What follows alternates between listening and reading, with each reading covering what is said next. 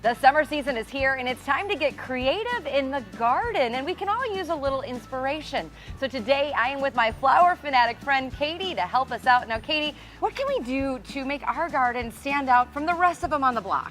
Well, I think it's great to have a garden that's uniquely yours. So the best way to customize with color is to add colorful petunias to your outdoor living space.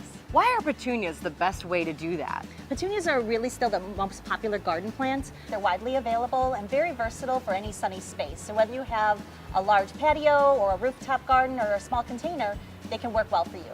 And I love the variety of colors here. And I've seen petunias, so I know what they are.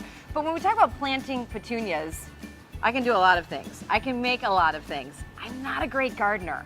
So are petunias easy for sort of an uneasy gardener like me? Petunias are super easy for even a beginner gardener.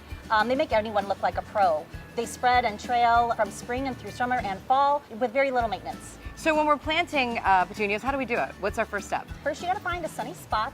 At least 6 hours of sunlight is great.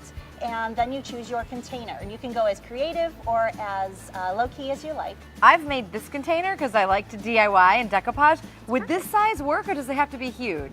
For petunias, you wouldn't have that many flowers, but you'll have a great display and something unique for you. Make sure it has a drainage hole in the bottom so that water can run out throughout the season. Then you're gonna add your soil. And we've got our soil right here. Oh, do you want your gloves? Oh, that would be perfect. Yeah. You don't want to ruin your nails. We're gonna fill this pretty full, leaving just 1 inch from the top. I mean, I say I'm not really good at gardening, but I'm having a great time in the soil. Right. And you want to give your pot a little bit of shift every so often so you're getting all those air bubbles out and it's nice and settled at the bottom too. So what kind of soil do we have to use? Is there a special kind? Do I put fertilizer in it? You don't want to use topsoil, that's for sure. You want to make sure that you're using a good quality potting soil. It has a lot of almost like a nutrient charge in it already and a lot of great drainage so that it holds its moisture, because containers can dry out pretty quick in the summertime. And then you're going to put your plants in. So you give the bottom of your container a little squeeze and then you pull it out and you can see the roots are already growing there. And you just make a little hole in your container and plant it down, push down a little bit and get all those air pockets out, and you fill in the soil around it. And that could be either adding more soil or kind of shifting your soil in your container. And then you can add more soil after you put the second one in. We'll backfill towards the end. Okay. And already you can see that the container is coming together, and these plants will grow in very well together. And do we add any more soil at the end? When you're through, yes, you're going to backfill and fill in any holes. Oh, let me give you some soil. You can always add more plants if you like. Here, I don't know what to do next. Sure. Kind of fill in the holes on the side here.